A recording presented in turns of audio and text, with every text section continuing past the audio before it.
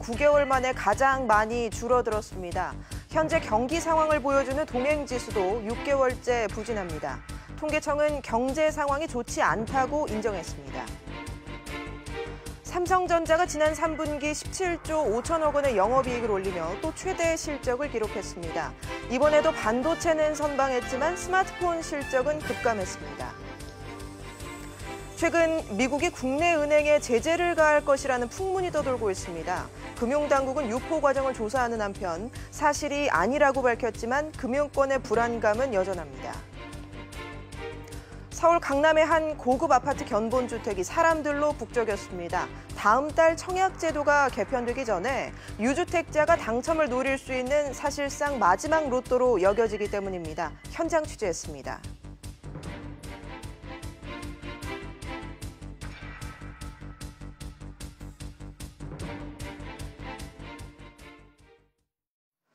여러분 안녕하십니까? 생산과 소비, 투자까지 우리 경제가 둔화를 넘어 사실상 하강 국면에 접어든 것으로 보입니다. 소비자들이 지갑을 닫으면서 곳곳에 문을 닫는 상가들이 눈에 띄게 늘고 있습니다.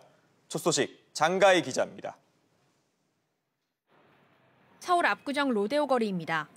곳곳에 텅 빈 건물이 즐비하고 임대라고 적힌 글씨도 쉽게 발견할 수 있습니다. 오랜 기간 동안 공실로 되어 있는 건물들이 참 많아요. 피부에 닿는 부분은 많이 침투되어 있는 느낌 많이 갖고 있습니다.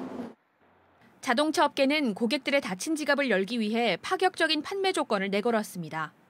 사고가 나면 새 차로 바꿔주고 단순한 변심에도 차를 교환해주는 겁니다. 최근에 자동차 업계 시장이 아무래도 조금 부진하다 보니 이런 시장 환경에서 활력을 불어넣고자 고객들에게 선택의 폭을 넓혀드리는 취지에서 출시하게 됐습니다.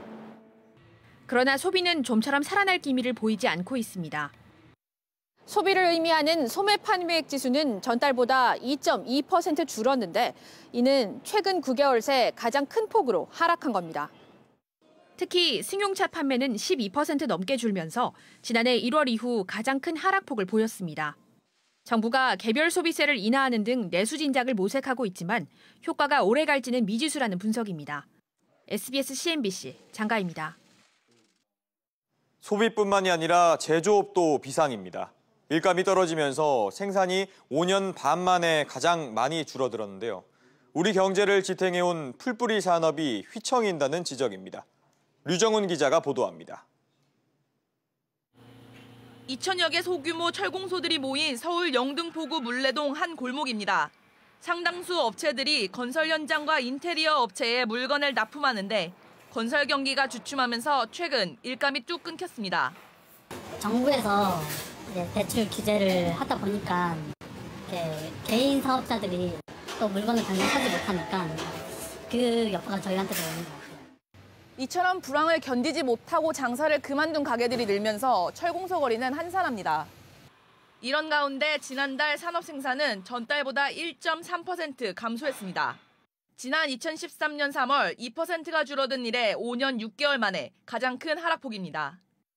특히 광공업 생산은 자동차와 전자부품을 중심으로 2.5%가 줄었고 제조업 부문도 2% 넘게 감소했습니다. 소비를 나타내는 소비 판매는 전달보다 2.2% 줄었지만 6개월째 감소하던 설비 투자는 같은 기간 2.9% 늘어 7달 만에 증가세로 돌아섰습니다. 여건이 크게 개선되지 않고 있고 정책적인 부분에 궤도 수정이 이루어지지 않고 있는 상황이어서 현재와 같은 어려움이 지속될 가능성은 높다고 판단됩니다. 그러나 현재 경기 상황을 보여주는 동행지수의 경우 전달보다 0.3포인트, 앞으로의 경기를 예측하는 선행지수도 0.2포인트씩 각각 떨어졌습니다. SBS CNBC 류정훈입니다. 네, 경기 하강 국면인지 여부를 놓고 갑론을박이 뜨거운데요. 통계청이 일단 우리나라 경제 상황이 안 좋은 건 부인하기 어렵다는 입장을 밝혔습니다. 이 내용 취재기자와 좀 더 자세히 짚어보겠습니다. 이한승 기자가 나와 있습니다. 자, 이 기자. 네. 경기가 꺾였냐 아니냐를 두고서는 뭐 여러 가지 말들이 많은데 네. 김동연 부총리는 일단 아니라고 입장을 밝혔잖아요. 그런데 오늘 통계청이 찬물을 끼얹었다 이런 말이 나오던데 이게 무슨 얘기죠? 네, 통계청이 오늘 발표한 산업활동 동향에 따르면 현재 경기 상황을 보여주는 이 동행지수 순환 변동치가 6개월 연속 하락했습니다. 그만큼 현재 경기가 안 좋다는 의미인데요. 경제사령탑인 김동연 부총리는 현재의 경기 상황을 어떻게 보고 있을까요? 한번 직접 보시겠습니다. 위기란 말에는 동의하지 않고 다만 하방 위험성이나 불확실성에 대해서는 네, 각종 지표들이 부진한 상황임에도 다소 낙관적인 판단을 내린 건데요. 하지만 오늘 산업활동 동향을 발표한 통계청은 현재 경제 상황이 좋지 않은 것을 부인하기 어렵다고 밝혀서 이 정부 내에서도 현재 경제 상황에 대해 좀 시각차를 보이고 있음을 드러내기도 했습니다. 네, 그리고 설비 투자는 반등을 했더라고요. 네. 이를 두고서는 착시 현상이다 이런 말들이 나오던데 이건 뭐죠? 네, 일단 설비 투자가 지난 3월부터 8월까지 6개월 연속 마이너스를 기록했는데요. 지난달에는 한 달 전에 비해 3% 상승하면서 말씀하신 대로 반등에 성공했습니다. 하지만 반도체 장비 투자를 빼면 여전히 마이너스고요.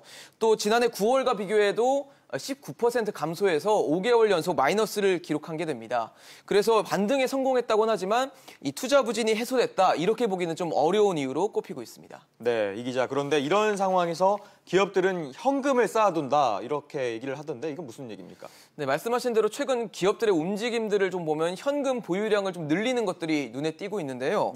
오늘 실적을 발표한 삼성전자만 봐도 3분기 말 보유한 현금과 현금성 자산이 98조 원에 달합니다. 이는 2016년 말에 세웠던 역대 최대 기록인 88조 원을 경신한 건데요. 코스피 상장사들만 따로 좀 모아도 봐도 2분기 설비 투자를 28%가량 줄였는데 현금이나 현금성 자산은 되려 6%가량 늘렸거든요. 그만큼 기업들이 지출은 줄이고 이 만일의 상황에 대비해 보유한 현금을 늘리는 것으로 해석이 됩니다. 결국 불확실성을 없애든지 아니면 정부가 규제를 완화해서 기업들 스스로 좀 투자에 나설 수 있게 하는 것들이 중요한데 정부가 얼마나 규제를 풀어서 또 투자를 독려할 수 있을지가 관건이 될 것으로 보입니다. 네, 알겠습니다. 이 기자 이야기 잘 들었습니다.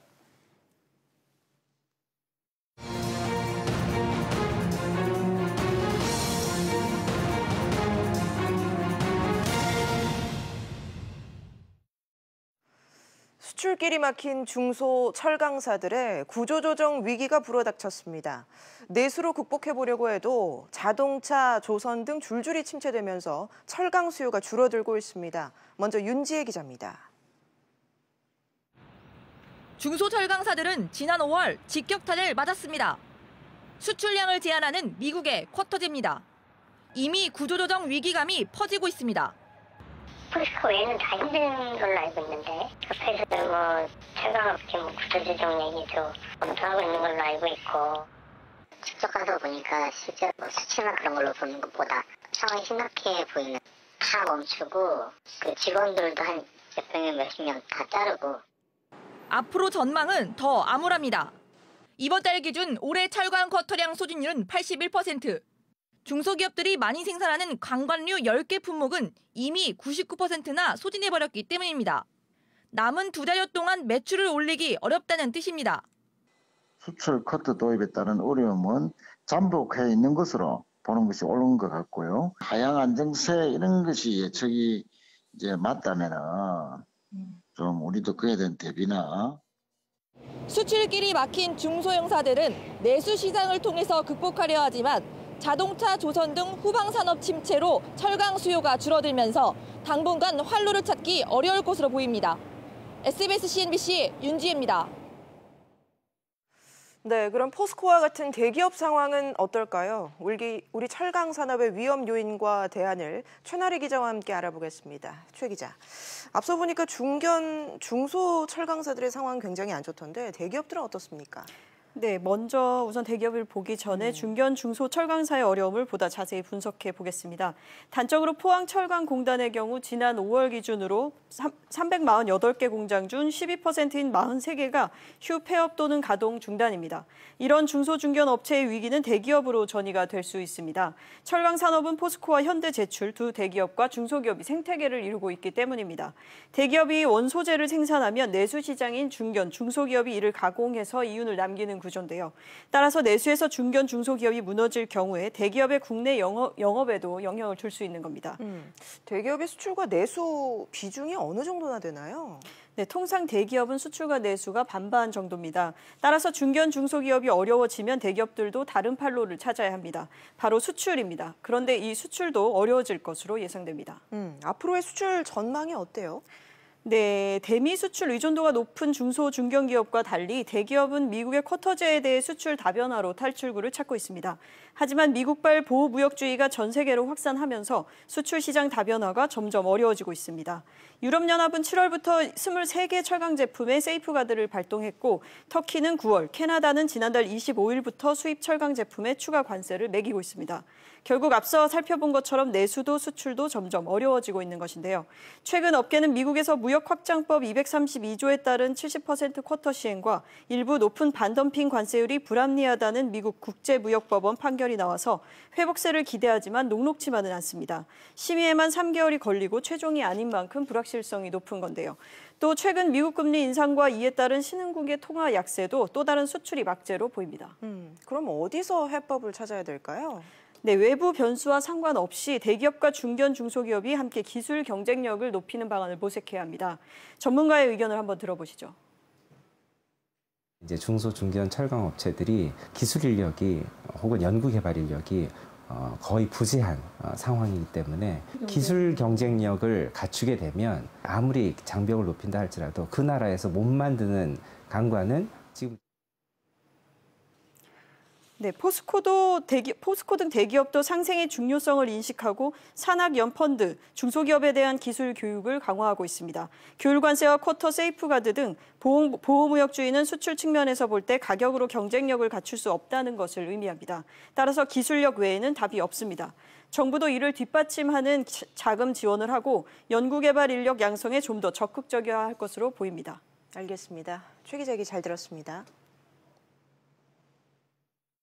미국 재무부가 우리나라 은행에 경제 제재를 추진하고 있다는 풍문이 최근에 떠돌고 있습니다. 금융당국은 유포 과정을 조사하는 한편 사실이 아니라고 밝혔지만 금융권의 불안감은 여전합니다. 박규준 기자입니다. 지난 30일 코스피가 2,000선을 회복한 날 은행주는 반대로 급락했습니다. 4대 은행 주가 모두 4에서 5% 내려갔는데 특히 KB금융과 하나금융은 지난해 4월 이후 최저치로 떨어졌습니다. 시장에선 이 같은 급락이 증권가를 중심으로 퍼진 미국의 국내은행 제재에 대한 풍문 때문인 것으로 보고 있습니다. 풍문 내용은 미국이 내달 6일 중간선거를 앞두고 북한과 거래한 국내은행 한 곳을 세컨더리 보이콧 대상으로 지정할 것이라는 내용입니다. 세컨더리 보이콧은 제재 국가와 거래하는 제3국 정부와 금융기관, 기업을 제재하는 조치입니다. 이 같은 소문이 증시 불안을 키우자 금융당국이 사실무근이라며 진화에 나섰습니다. 금융위원회는 관련 내용을 국내은행에 문의한 결과 사실이 아닌 것으로 확인됐다며 유포 과정을 조사해 엄중 제재할 것이라고 경고했습니다.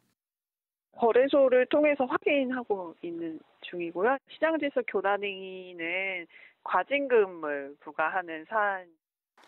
하지만 대북 제재와 남북 경협을 두고 한미가 시각차가 있는 상황에서 이번 사태가 단순 해프닝으로 보기는 힘들다는 지적도 나옵니다. 즉 은행들의 대북 제재를 위반할 가능성을 사전에 차단하기 위한 성격이 짙다는 겁니다. 이에 앞서 미 재무부는 지난달 국내은행 7곳을 대상으로 대북 제재 준수를 요구했고 최근엔 평양을 방문했던 대기업들에 연락해 관련 사업에 대해 문의한 것으로 알려졌습니다. SBS CNBC 박규준입니다. 다음 달 말부터 무주택자의 청약 당첨 기회를 대폭 확대하는 쪽으로 제도가 바뀝니다. 이를 앞두고 서울 강남의 한 고가 아파트 견본주택이 오늘 문을 열었는데 평일인데도 많은 사람들이 몰렸습니다. 이강호 기자가 현장 취재했습니다. 다음 주 1순위 청약 접수를 앞둔 서울 서초구의 재건축 아파트 견본주택입니다. 가장 낮은 분양가도 무려 12억 원으로 전체 세대가 중도금 대출 규제 상한선인 9억 원을 훌쩍 넘습니다. 최근 대출 규제가 전방위로 강화되면서 다른 대출을 통한 자금 조달 역시 막혔는데도 열기가 뜨겁습니다.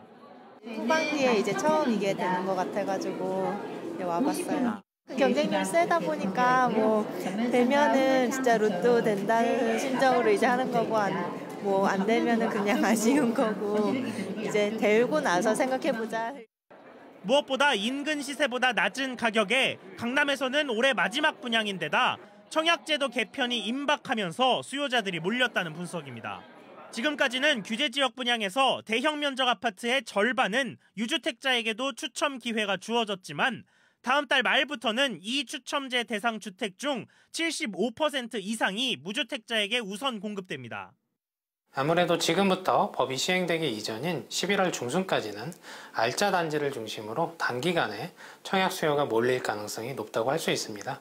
다만 11월 말 이후에는 실수요자 중심으로 시장이 재편되면서 대출이 막힌 상황에서 현금 부자들에게만 실질적인 기회라는 비판 속에 마지막 로또 청약 경쟁이 시작됐습니다. SBS CNBC 이광호입니다. 삼성전자가 지난 3분기 또 사상 최대 실적을 기록했습니다. 역시 반도체 덕분입니다.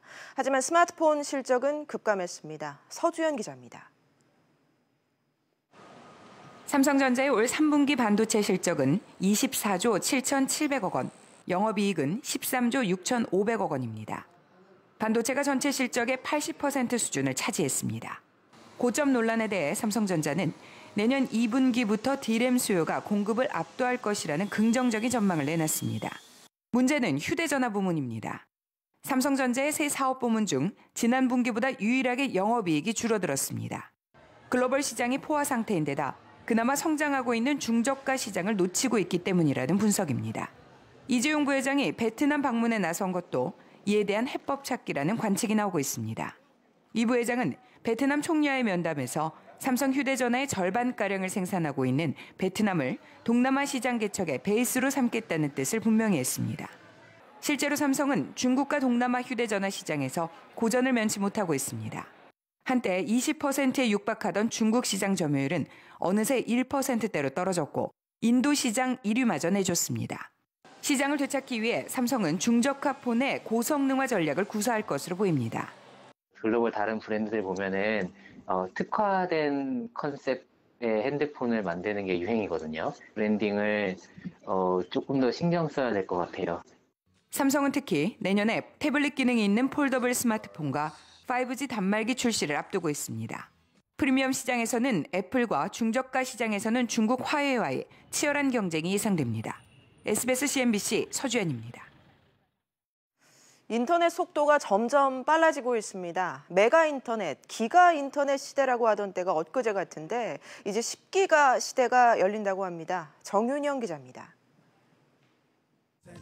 2003년 메가 인터넷 시대가 열리면서 MP3 음악 파일 다운로드가 쉬워졌습니다. 2014년 기가 인터넷이 출시되면서 대용량 콘텐츠 다운과 실시간 영상 시청이 가능해졌습니다. 그리고 4년 만에 10기가 인터넷이 등장했습니다. 메가 인터넷 시대 속도를 1로 보았을 때 기가는 10배, 10기가는 100배의 속도가 빨라졌습니다. 초고화질 영화를 다운받을 때 메가 인터넷으로는 45분, 기가 인터넷으로는 4분 30초가 소요됐지만 10기가 인터넷으론 30초면 충분합니다. 용량이 큰 가상현실 영상도 실시간으로 즐길 수 있습니다. VR, AR 등 실감형 미디어가 일상화되고 있습니다. 더욱 빠른 유선, 무선 네트워크가 필요할 것입니다. 현재의 기가 인터넷만으로는 부족합니다. PC와 스마트폰, 가전제품까지 다양한 기기가 하나의 인터넷으로 연결돼도 속도 저하가 없다는 점이 주목받고 있습니다. KT 에듀지세라 SK 브로드밴드와 LG U+도 상용화를 준비하고 있습니다. SK 브로드밴드는 11월 중에 10기가 인터넷 서비스를 선보일 계획입니다. 10기가 인터넷 상용 서비스 솔루션 개발을 이미 완료했고 현재 서울, 인천, 수원 등 3개 아파트 단지 내에서 10기가 인터넷 서비스를 시범 제공하고 있습니다.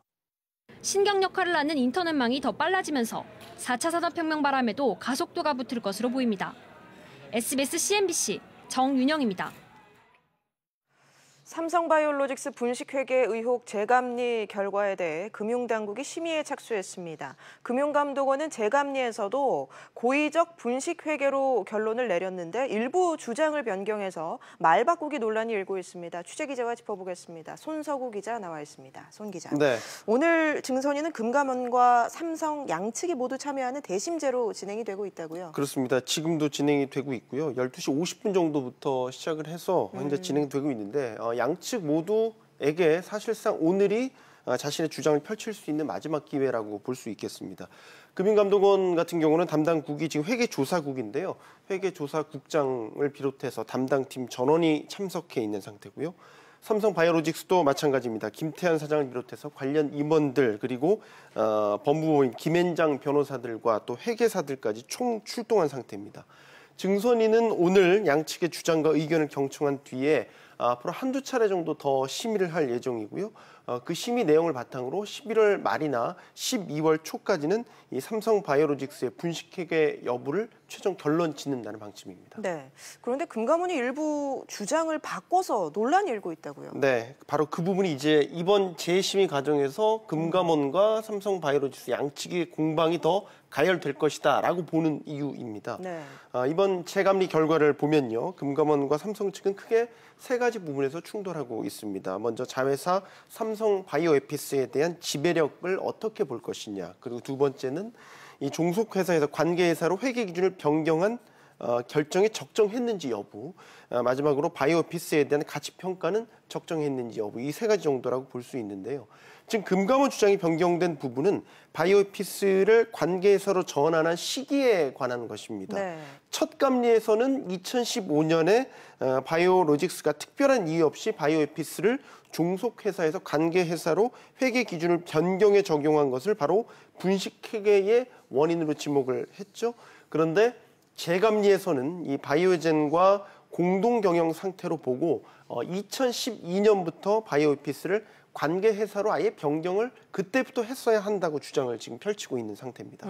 삼성 측은 반박하고 있죠. 두 가지 이유를 들어서 반박을 하고 있는데요. 일단은 2015년 전에는 공동투자사인 바이오젠 같은 경우 콜 옵션을 행사할 의사가 있다고 보기 어렵다. 그렇기 때문에 금감원의 주장인 공동 경영 상태로 보기 어렵다라고 반박을 하고 있고요.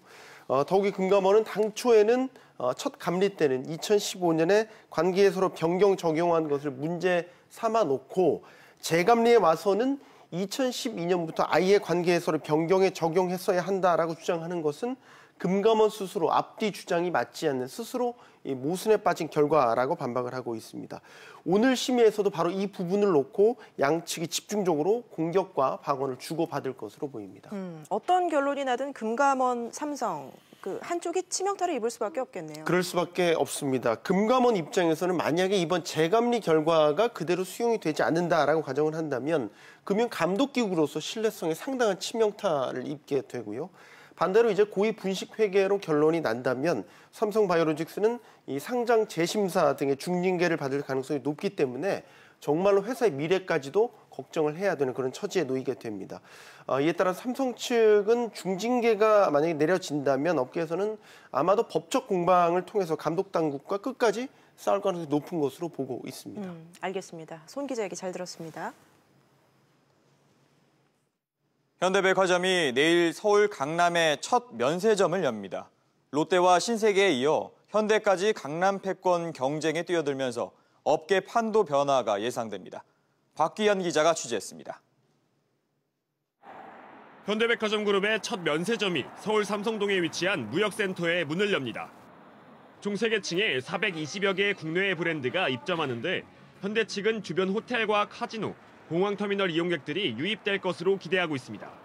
내년에 6천억 대의 매출 그리고 2020년 1조 목표 달성이 가능할 수 있지 않겠나 생각이 됩니다.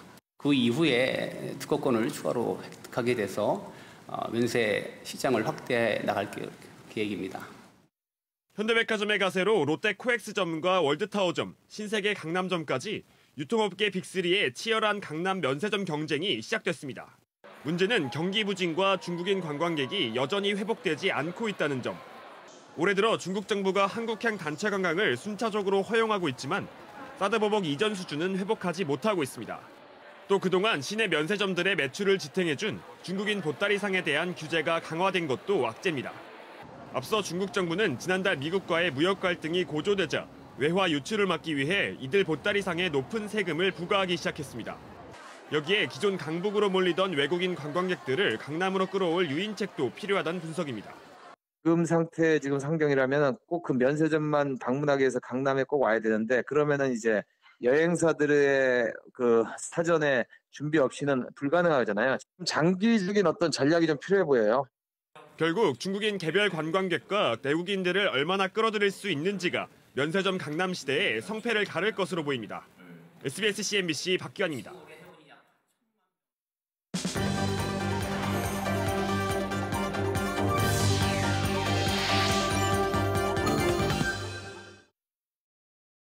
조영병 신한금융지주 회장이 채용비리 혐의로 재판에 넘겨졌습니다. 서울 동부지법은 오늘 조 회장을 업무방해와 남녀고용평등법 위반 혐의로 불구속 기소했습니다. 검찰은 조 회장을 포함한 임직원 8명이 모두 154명의 서류 전형과 면접 점수를 조작한 것으로 보고 있습니다. 정부는 공공기관 채용비리에 대한 상시 감사를 위해 권익위와 기재부, 행안부 등 관계부처가 참여하는 공공기관 채용비리 근절 추진단을 출범합니다. 추진단은 다음 달 6일부터 내년 1월 말까지 3개월 동안 공공기관의 채용과 정규직 전환 등 실태조사를 시행할 예정입니다. 조사 대상 기관은 공공기관 338곳과 지방공공기관 847곳 등 모두 1,458곳입니다. 코스피가 미국 증시의 호조 훈풍에 소폭 상승 마감했습니다. 코스피는 오늘 전거래일보다 0.74% 상승한 2029.69에 장을 마쳤습니다. 코스닥도 0.7% 오른 648.67에 장을 마쳤습니다. 외국인은 코스피 시장에서 1,352억 원을 순매수하며 10거래일 만에 사자로 전환했습니다. 서울 외환시장에서 원달러 환율은 40전 내린 1,139원 60전에 장을 마무리했습니다.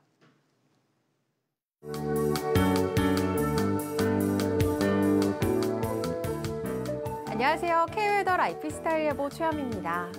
10월의 마지막 날인 오늘 때이른 추위가 이어지며 쌀쌀한 하루였습니다. 내일도 서울 아침 기온이 2도로 평년 기온을 4도가량 크게 밑돌겠고요. 한낮은 14도로 예년 이맘때 수준을 조금 밑돌겠습니다. 아침 저녁으로는 11월 중순에 해당하는 기온이니까요. 옷차림 든든하게 하셔야겠습니다. 현재 위성 영상 보시면 전국이 대체로 맑은 날씨 보이고 있습니다. 내일은 중국 산둥반도 부근에 위치한 고기압의 영향을 받으면서 전국이 맑겠습니다.